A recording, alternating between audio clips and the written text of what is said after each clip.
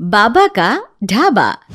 शहर के घंटाघर के पास एक बूढ़ा बूढ़ी एक छोटा सा ढाबा चलाते थे। दोनों एक दूसरे का सहारा थे और किसी तरह अपना पेट पाल रहे थे, लेकिन महंगाई ने उनका जीना मुश्किल कर दिया था। आज सुबह से सिर्फ 2 ग्राहक आए हैं और शाम के 5 बज गए हैं। कुछ समझ में नहीं आ रहा कि क्या करें। वो सब कह रहे हैं कि बाजार में मंदी आ गई है, इसीलिए सबकी गिराई नहीं चल रही। अरे बुढ़ापे में पैसों के लिए इतनी मगजमारी करनी पड़ रही है। अभी तो हाथ पैर चल रहे हैं तो काम धाम हो जाता है, बिस्तर पर आ गए तो पता नहीं कैसे चलेगा। बेटा बेटी सब छोड़ के चले गए हमको, बस गरीबी ने नहीं छोड़ा। भगवान के घर देर है अंधेर नहीं, सुनते सुनते हमारी आंखों में अंधेरा छा गया। कल भी बचा हुआ खाना कुत्तों को देना पड़ा था, आज भी यही करना पड़ेगा। रोज की तरह आज भी ग्राहकी नहीं हुई थी। रात को बाबा और अम्मा सड़क किनारे बने अपने ढाबे में ही सो जाते हैं। अगले दिन सुबह सुबह ही एक ग्राहक आ जाता है। बाबा जरा एक चाय और एक कचौरी तो देना। जी भैया, अभी गर्मा गर्म कचौरी तल के दे रहा हूँ। एक ही चाहिए बेटा? आपके साथ आई मैडम जी नहीं खाएंगी क्या?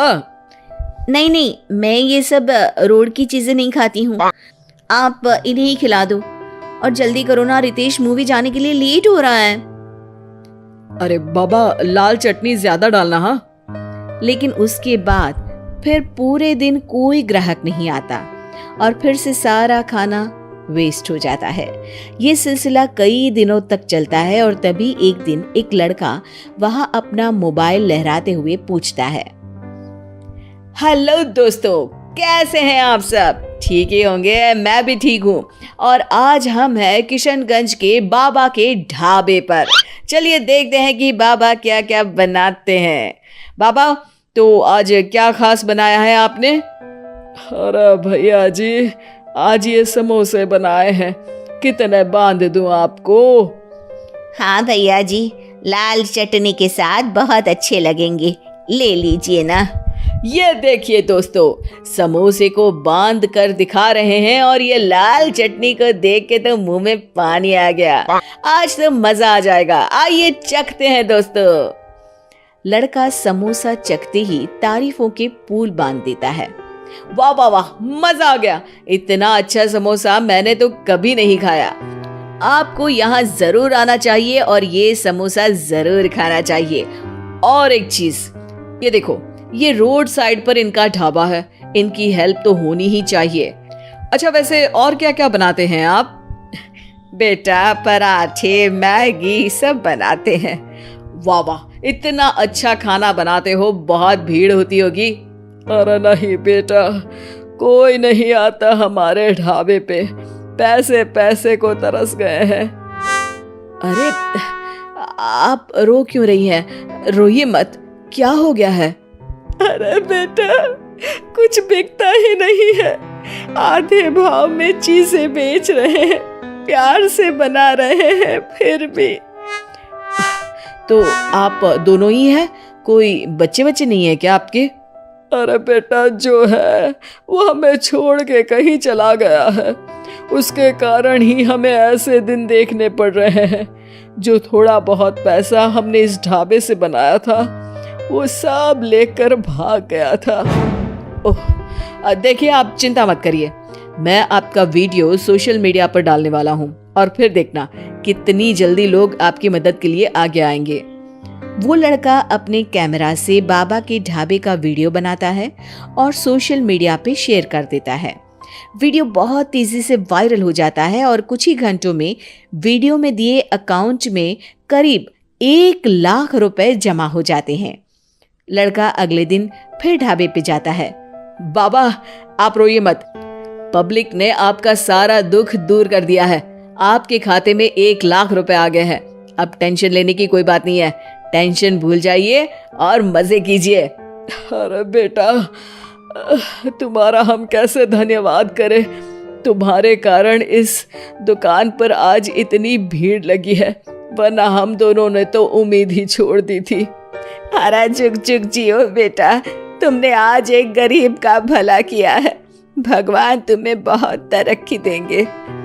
बाबा की कहानी सोशल मीडिया के बाद टीवी पर भी फेमस हो जाती है और टीवी पर बाबा का बेटा उनकी कहानी देख लेता है और उसकी नजर बाबा के खाते में आए रुपयों पर पड़ती है।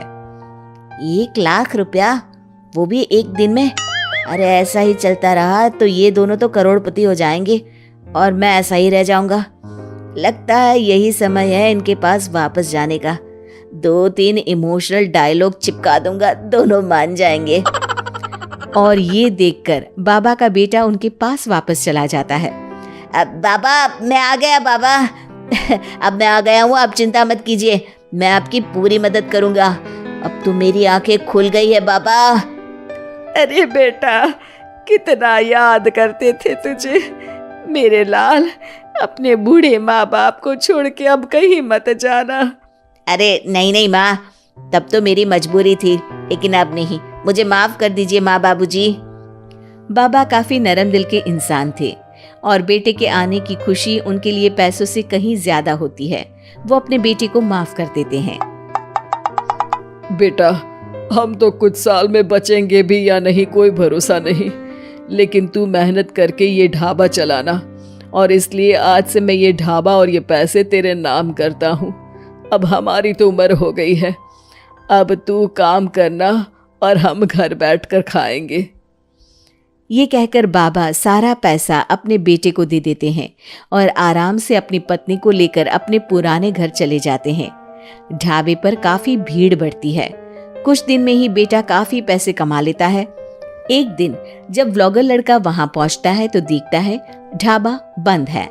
वो बाबा के पास जाता है। अरे बाबा, आपने अपना ढाबा क्यों बंद कर दिया? ढाबा बंद नहीं तो? वो लोग वहां जाते हैं तो पड़ोसी बताते हैं कि ढाबा तो पिछले 4 दिन से खुला ही नहीं। बाबा ढाबे को अपने पास रखी चाबी से खोलते हैं तो देखते हैं कि ढाबे में एक बर्तन तक नहीं है। बाबा सर पकड़कर बैठ जाते हैं। हमारे बेटे ने हमें फिर से बर्बाद कर दिया। पर हमारे पास तो वापस बर्तन खरीदने तक के पैसे नहीं है। बर्तन भी बेचकर खा गया होगा नालायक। बाबा आप चिंता मत करो, आप काफी फेमस हो, लोग फिर से आपकी मदद कर देंगे। बस इस बार अपने बेटे को दूर रखना ढाबे से। अब की बार बाबा ढाबे पे एक बोर्ड लगवाते हैं जिस पर लिखा है सिर्फ बाबा का ढाबा।